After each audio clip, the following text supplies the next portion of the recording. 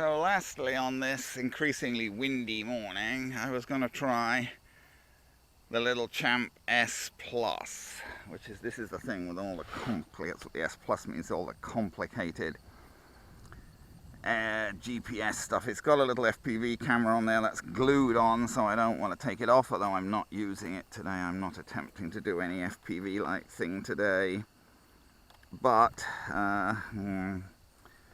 I don't know, it's kind of a nuisance because it's sort of in the way, so it makes it hard for me to work on the battery and things without messing around now.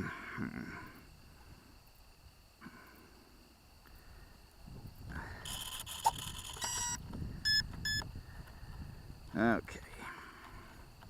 Now, what I'm told is that the thing won't try and initialize itself so long as it's upside down. So what we're going to try and do here is take it out to the middle of the runway and then see if we can get it to initialize there. With all this wind, I don't know, because this thing needs to initialize not only the safe for being level like any safe plane, but this needs to initialize the GPS as well. It needs to get a GPS lock, and it's not happy if it doesn't get a GPS lock. And getting the safe to initialize and the GPS to lock in all this wind is going to be tricky. So theoretically, if it manages to initialize here, then it should try and land here as well. It's not initialized yet. It's initialized the safe, but it's not got a GPS lock. It can take a while to get a GPS lock. That might have been it. Yep, I think it is. It twitched there. Yep, now it's got a GPS lock. Okay, so we'll give it a try. I can't even remember whether I've got the electric fence turned on, and I can't even remember how you do that. I believe pressing the return to launch button makes it come. It's been a while. Whoa, whoa, that wasn't helpful, was it? What the heck was it doing there?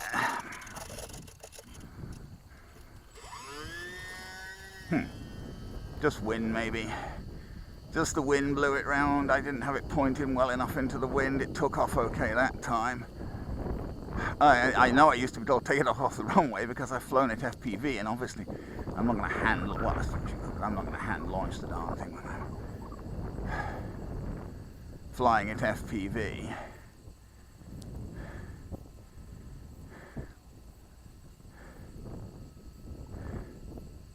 So what will it do if I can't remember anymore? What will it do if I press the return to launch button?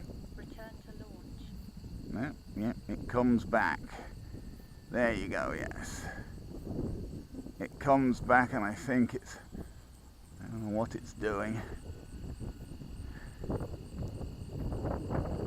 I hope it knows what it's doing because I can't see it over there. Time remaining 9 minutes. Intermediate mode. Beginner mode. Experienced mode.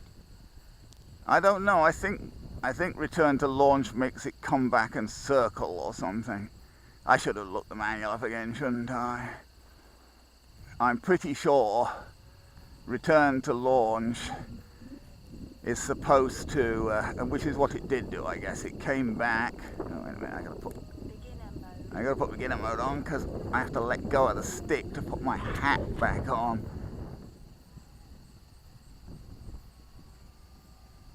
The wind is just blowing it away if I don't fight it. The wind is just getting really up now, and this is a small plane. The wind is getting up quite strong, and it's just blowing it away. I can barely, whoops. That's a danger signal. When you don't have enough power to get upwind, you're in danger of losing the plane. Fancy GPS features or not, if the plane is so weak it's getting blown away, you're in trouble. Intermediate mode. Experienced mode.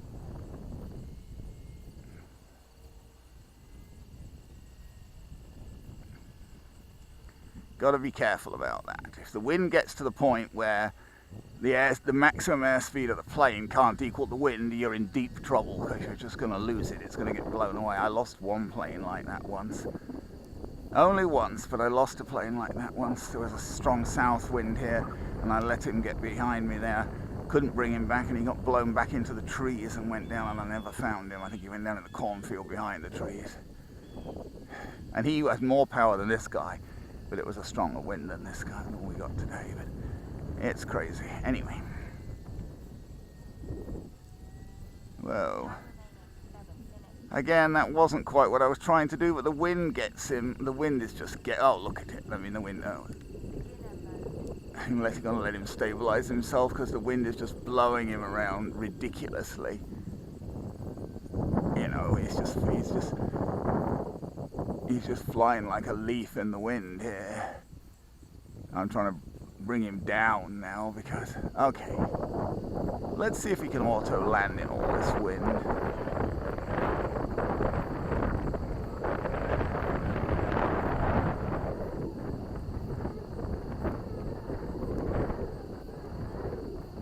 That's not me, but it is windy, so I'm watching him carefully. I may take control again if he doesn't seem to be managing it. He's trying to auto land now, but you know, with all this wind, it's obviously going to be difficult.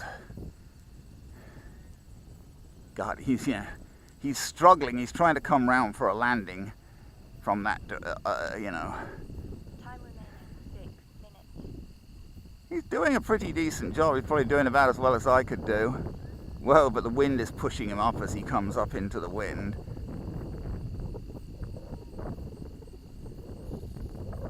Pretty good, pretty good. That was an auto landing. That was the plane landing itself.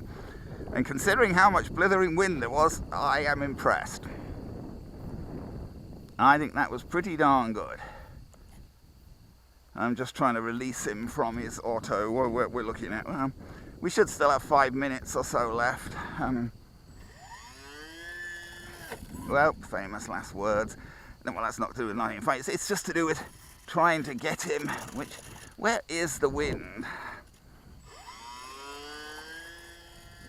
Just trying to get him up in this wind. The wind, you know, if you get him a little bit offline, the wind gets under one wing and tips him over.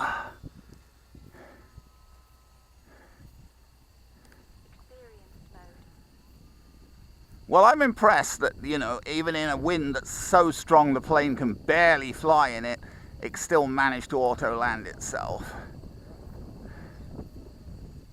I was quite impressed by that, because the wind is about as much wind as, you know, this smaller plane can really fly in.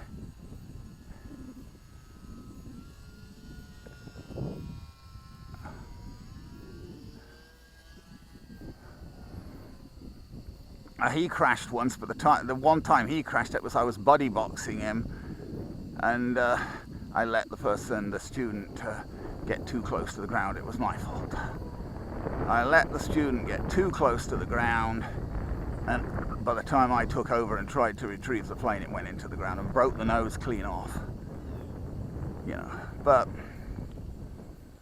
these things happen. Certainly wasn't the student's fault. It was my fault. I was trying to see whether I can do any better landing him than the plane did. No, not really. No, I think he probably did better. He's okay. He's obviously not going to taxi, so I got to walk out there and get him now. I wasn't really planning to land all the way over there, but the wind is so strong. You know, I just figured, since he was coming in there, let's let him go there. Well, as I say, you know, I mean, he's a pretty capable little plane, really. And he's a pretty capable, oh, he is in experience mode. That was in experience mode with no stabilization, well, other than the S3X. He's a pretty capable little plane. I'm very impressed that he can actually do that auto landing thing even in that much wind. And, you know, just as a general plane, he's pretty capable. You do have to get the GPS lock, I think, pretty much. Oh, well, no, you don't. I was going to say you have to get the GPS lock to get him to fly. But you don't, You can put him, I forget exactly how you do it, to be perfectly honest. It's got something to do with that you have to hold the sticks in a certain position as you turn him on. You can put him into what they call indoor mode, which turns all of the GPS features off. You know, I have to do it indoors. I mean, if you just don't want the GPS features, which you may not, because if you can't get a GPS lock with the GPS features turned on, you can't control him at all. I mean, he just won't give the transmitter control till he gets a GPS lock when he's got the GPS features turned on. But you can completely disable all the GPS features by putting it, they call it indoor mode, I guess, because the GPS wouldn't work indoors. If you wanted to fly him in a gym or something, you'd have to put him in that mode because the GPS wouldn't work.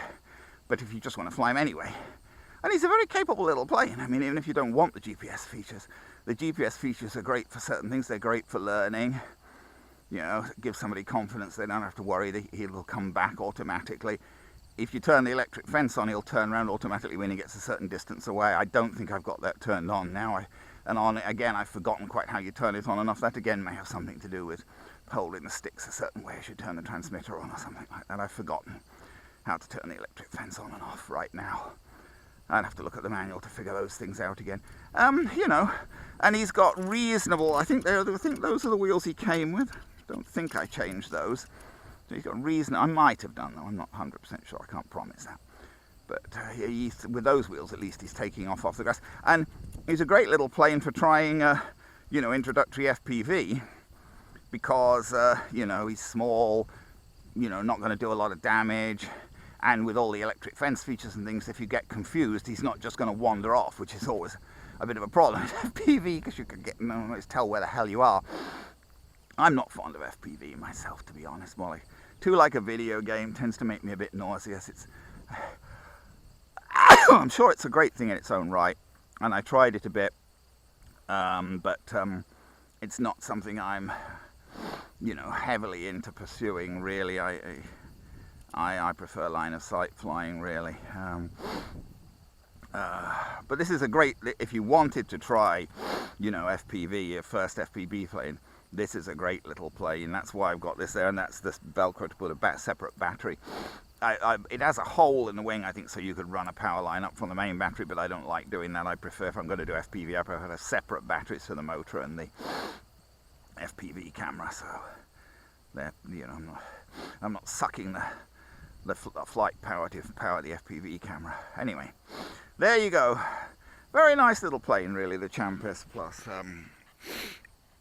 Quite impressed with him on the whole. And of course now they have the Cub S Plus, which is like the old it's like the old Park Zone Cub, which I have, but with an S Plus type receiver like this in it. And I think they, you know, maybe improved a couple of the features of the S Plus receiver a little bit. So that's another option for, you know, these kind of things. Similar idea, but it's a little bit bigger. I love my old Park Zone Cub. Not the most powerful plane, but a very nice sort of basic slow flyer plane. Anyway, there you go. Champ S Plus. The one I'm talking about is what they call the Carbon Cub S Plus now, but it really is, it's just the old Park Zone Sport Cub S, with pretty much with Safe Plus features put into it, I believe. I don't think they even changed the power system, though I could be wrong. Maybe they did. Anyway, this guy has a, you know, typical UMX 2-cell brushless power system, so it's, you know, it's pretty decent. I mean, it's not bad. It's got a reasonable amount of power, and very, very nice little plane. Champ S Plus.